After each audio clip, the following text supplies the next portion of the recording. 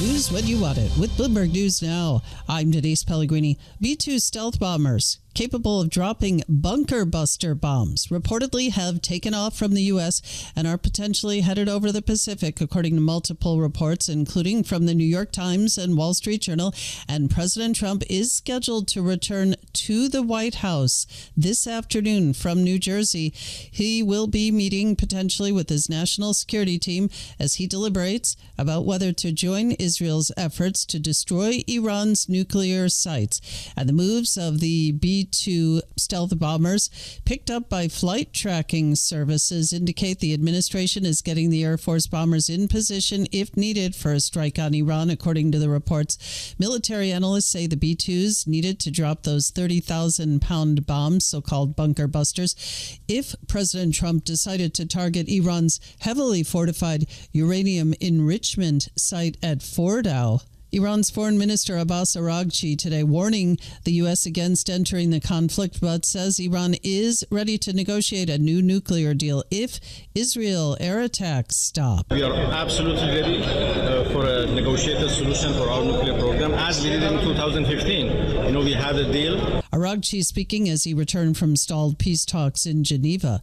In Tel Aviv, Bloomberg's Ethan Bronner says right now Israel and Iran appear to be at an impasse. The problem is the United States and Israel want Iran to commit to no uranium enrichment at all on its soil. And so far, Iran has said that is not for negotiation. Every NPT signatory is permitted peaceful enrichment, which means up to 2 to 3%, and they're not going to be any different. Bloomberg's Ethan Bronner reporting in Tel Aviv, where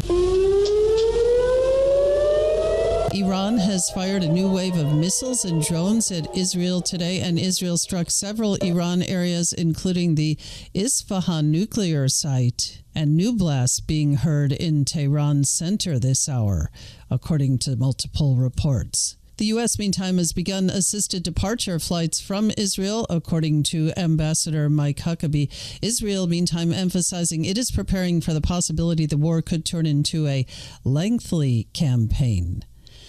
Yemen's Houthis say they will target U.S. vessels and battleships in the Red Sea if the U.S. gets involved to support the Israeli attack on Iran. That's according to a statement published by a Houthi spokesperson on Telegram. Extreme heat warnings up in the U.S. also in focus this hour, along with stress on the power grid. A heat warning will be going into effect for New York City. And in Boston, Mayor Wu has declared a heat emergency for the same Sunday through Tuesday time period. President Trump says his administration is holding talks with Harvard University and may announce a deal over the next week that could potentially end a standoff that has jeopardized billions of dollars of the school's funding. The U.S., according to sources, demanding what EU officials see as unbalanced unilateral concessions in ongoing trade talks. And that could lead, according to the sources, to a tough decision on countermeasures by the EU if the terms of any deal don't improve.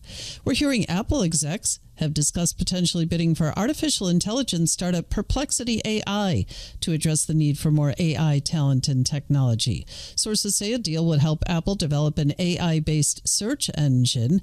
Apple has also considered teaming up with Perplexity instead of buying it, and that angle would involve adding Perplexity as an AI search engine option in Apple's Safari web browser and integrating it into Siri.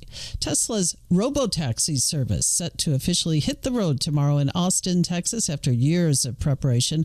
Lots riding on the plan for billionaire Elon Musk, but Bloomberg's Craig Trudell calls the effort limited for now. This is still, very early goings for them, and it's going to be quite some time before we get a sense as to whether or not this is going to be at all impactful to this company that is having a lot of challenges. It'll be a slow rollout, according to Trudell, with just 10 to 20 vehicles in a small testing area for starters.